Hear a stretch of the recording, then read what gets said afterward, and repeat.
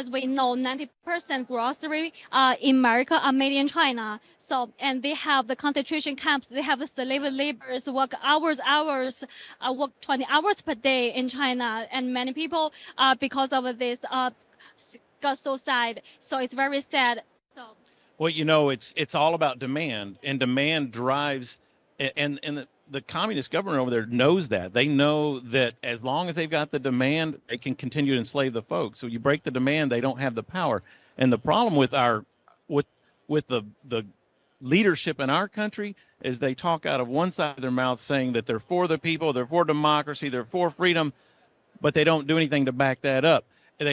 Because we've become so addicted to the cheap stuff, which just causes the enslavement to continue, and it's time that we start actually backing up letting our walk match our talk. If we claim that we're for freedom and we're for the people of China and we're for the people anywhere that are being oppressed, we can't continue to support the inhumane conditions when it comes to manufacturing and producing all the goods that we've become addicted to.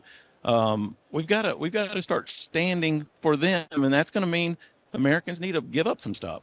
Right, see, the American first, then release Chinese. Yes, definitely. We want to be able to support our beautiful Chinese people and those all around the world that have been oppressed by these regimes. We want to be able to give freedom, and the only way to be able to do that is definitely to start teaching our children to critically think, to think outside of the box, to question and ask why. Don't just follow what the media says. You know, media says for me to do this, and media tells me to do that. Like, it's almost like it's our God and our ideology and almost like our religion. And I've seen so many families just split apart because these agendas have been so taught to our children, and we're considered bigots and we're hated upon because we think outside of the box. And I feel like if we teach it to our younger generation to think outside of the box and to be able to question these things, we'll be able to break that back of communism. And to be empathetic. Yes. We have lost empathy in this day and age where you can say, well, what did it feel like when I was having my freedoms and liberties taken from me during the whole COVID fiasco? What did it feel like when somebody else treats me harshly, or I feel used or marginalized or oppressed?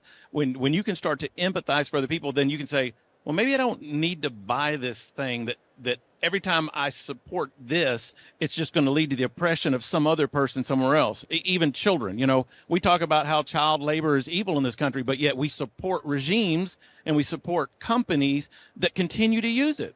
And some of those are even American companies because they just care about the bottom line. So we've got to educate the people, make folks more aware of what's really at stake, that it isn't just as simple as, well, I went to Best Buy and I bought a new phone, or I bought a new widget, or whatever it is, that somebody had to make this. And what were the conditions of the people that were making this? And if we really say we believe in something, then our actions should back that up.